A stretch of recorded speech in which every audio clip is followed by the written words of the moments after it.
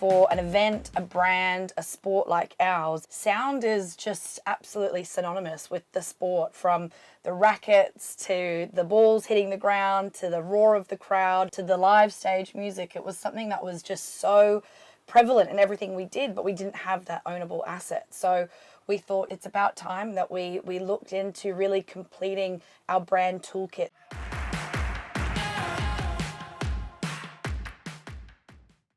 Increasingly, events are looking at the world of sonic branding and seeing the success of other tournaments like the Champions League, for example, who've got any of the briefs, which is looking firstly at what is it that makes this brand unique. What are the things that make it distinctive as an event or in their personality? And then looking at what we can amplify, what attributes of that brand personality we can amplify in sound. And that's kind of the starting point. And then we look at the different musical properties that will be used to reinforce that personality. There were 4 components really helped express what the brand is. And that was Aussie spirit, playfulness, premium, the happy slam. Yes, players and tennis lovers associate the Australian Open as the happy slam. Blue skies and the blue courts, and they're all associated with positivity. So we knew that we wanted to have something which was kind of spontaneous and outgoing, that reflected the Australian personality. That was the chant component. And then we've got the interaction, where we wanted the crowd to participate, and that's perfect for, you know, an event. But also the playfulness of encouraging the stadium audience to join in with the chant. And then the final one was premium. You know, the tennis audience is a premium audience.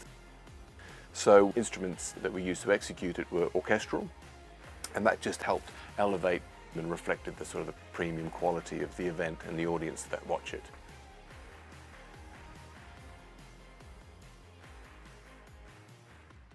It was really to get as many people in the business and externally interacting with the brand sound. For us, you know, that was a bit of a challenge because we did start so late. So it was, how do we get the likes of broadcasters on board? How do we get the likes of our production company, our content teams, even, you know, the sound on the bridge that connects the precinct together? There were so many different things that we had to do. So just to actually see that come to life and see so many different departments take this on board and use it and get excited by it, that was success to us.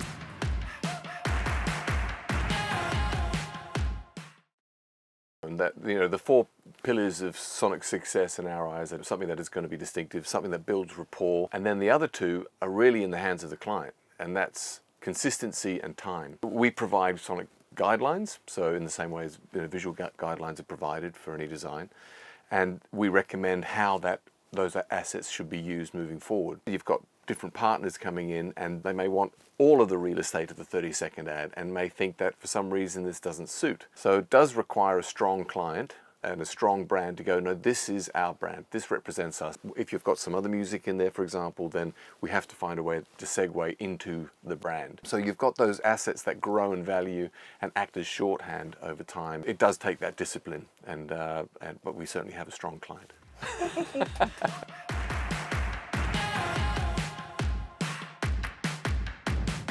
Brand anthem and sonic logo and brand voice are the 3, I guess, most common deliverables that we'd provide in any briefing.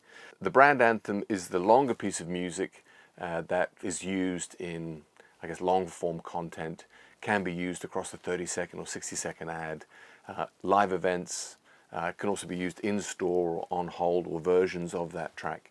And that is a song. It should be composed as a song, as a piece of music that reflects the personality of the brand. And then within that track is a hook that will be repeated maybe 2 or 3, or maybe sometimes 4 times, depending on the length of the track. The track would usually resolve with that phrase. That audio logo can be used on its own to sync up with the brand lockup, the visual lockup of a logo that happens maybe at the end of an ad or a piece of content. But that is like a shorthand to the personality of the longer piece of music. And that enables the brand to use it across short form advertising. It's kind of a little reminder, a little highlight of that longer piece, but also is standalone enough to be able to communicate some meaning and something about the personality. That's usually how the brand anthem and the audio logo work together. It's not the only way, but that's the most common way. And then in terms of brand voice, I know there's a bit of confusion with brand voice because there's tone of voice which comes into that, but the brand voiceover is often cast to be the consistent voice that will be used across all advertising, and any time that a brand needs to personify themselves and actually communicate information. To have a consistent voice helps unite all the communication across multiple platforms. If you've got that, then you can use the shorter form ad lengths more effectively, because you're adding this extra impact of emotion even without saying the brand name. You recognize that voice and you go, oh, that voice usually is upbeat and positive, or that music is usually associated with triumph or excitement. So before you've even said a word, the way you're sounding is expressing something about your personality. And that means, let's say you've got a 6-second ad length, you can focus that 6 seconds on the sort of the rational message and the communication, the call to action, and you've got this underlying emotion which is embedded in that message without actually having to say anything about it. And we're finding that the brands that do have these assets tend to use audio platforms more often, and short form advertising units more often, because they go, well, we can just use this more effectively. It was quite incredible because once you had this sound and this anthem, everyone got around it. We obviously provided them a toolkit and guidelines with so many different various cut downs and snippets and stings, and to see it used across not only social and content, but through our podcast, through our AO radio show, through our radio spots, even our call center hotline audio that was used there. It was actually quite remarkable to see that it started as something that was so big, but it could actually be broken down into more granular use cases.